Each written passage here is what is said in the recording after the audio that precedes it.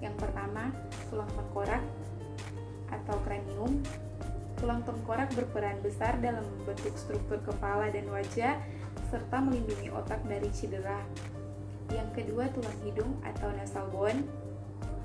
Tulang hidung berfungsi untuk mengikat tulang rawan yang membentuk kontur hidung manusia. Yang ketiga, rahang atas atau maksila. Membantu menegaskan bentuk wajah. Selain itu, tulang ini merupakan tempat tumbuhnya gigi atas serta membentuk langit mulut dan bagian bawah rongga mata.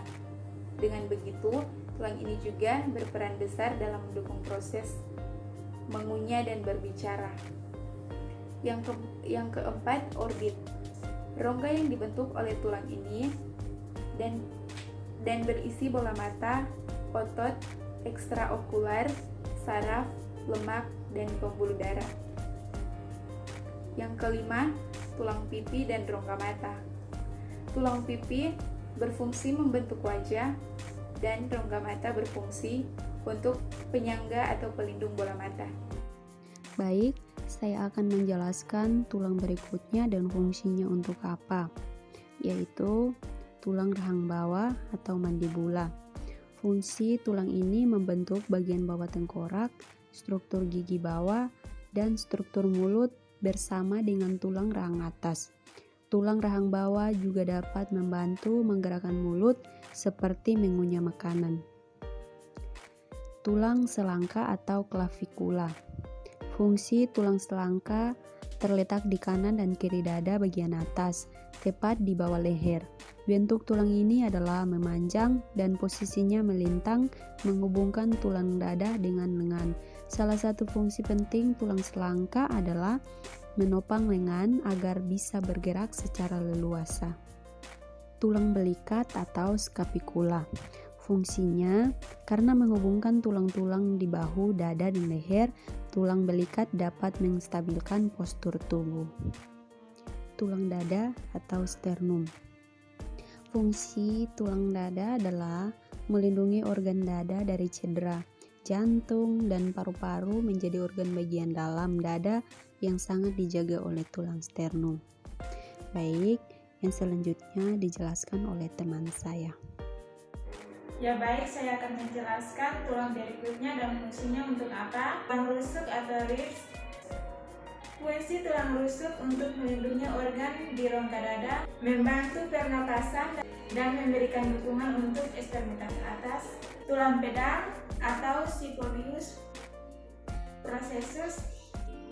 Fungsinya penyeimbang pertimbangan tulang-tulang rusuk, membantu tulang belakang untuk menghasilkan kalsium, meruk titik pertemuan dari beberapa otot kecil.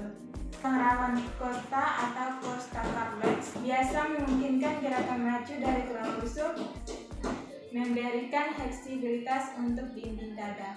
Tulang belakang atau vertebral column fungsinya sebagai penopang tubuh bagian atas dan bagian bawah. Tulang lengan atas atau humerus fungsinya sebagai tempat melekatnya banyak otot penting yang ada di bagian lengan, sekaligus mendukung pergerakan. Baiklah, saya akan menjelaskan tulang selanjutnya beserta fungsinya. Tulang pengumpil fungsinya menyusun kerangka lengan bawah menjadi tempat melekatnya otot dan menghubungkan pergelangan tangan dan lengan atas.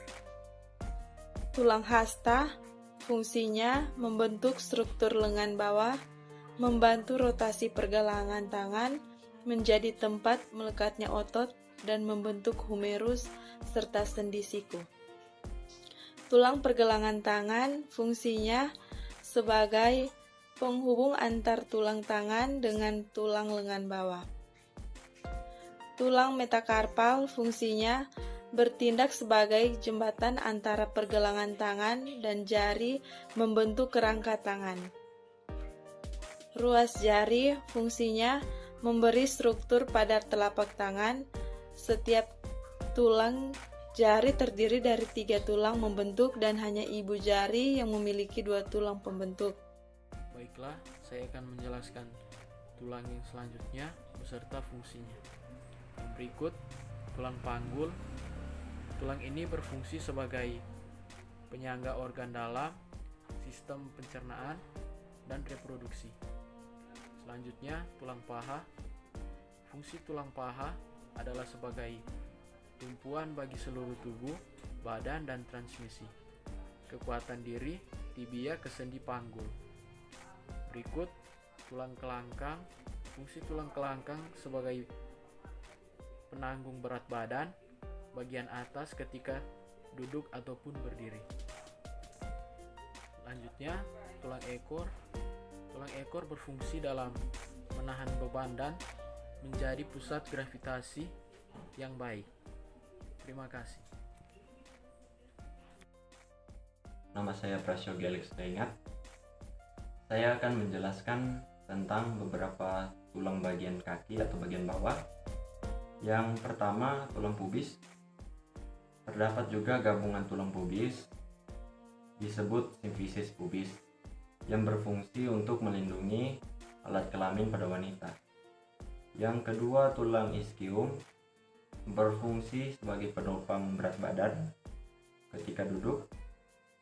Yang ketiga, tulang femur atau tulang paha, tempat melekatnya otot dan pigmen, dan juga guna menyokong tubuh ketika berjalan.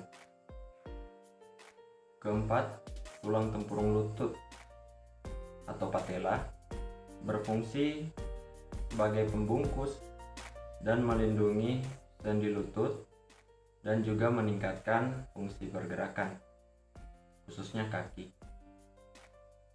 Yang kelima, tulang kering atau tibia berfungsi sebagai penopang berat badan, pembentuk sendi lutut dan pergelangan kaki, dan juga sebagai tumpuan ketika bergerak atau berjalan.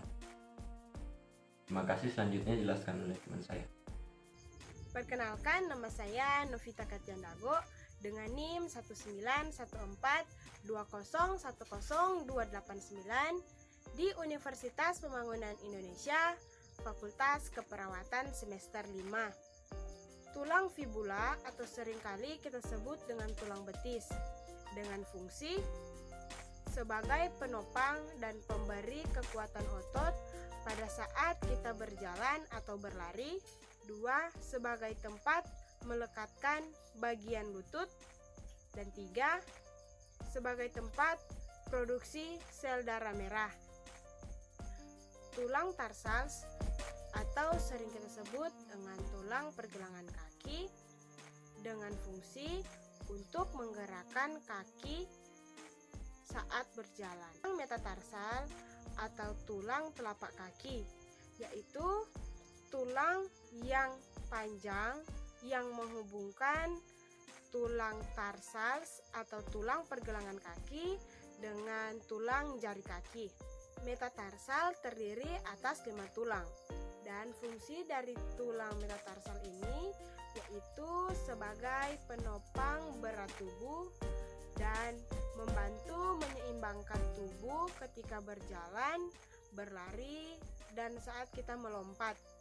Tulang palanges atau tulang jari kaki dengan fungsi sebagai rangka untuk membentuk jari kaki.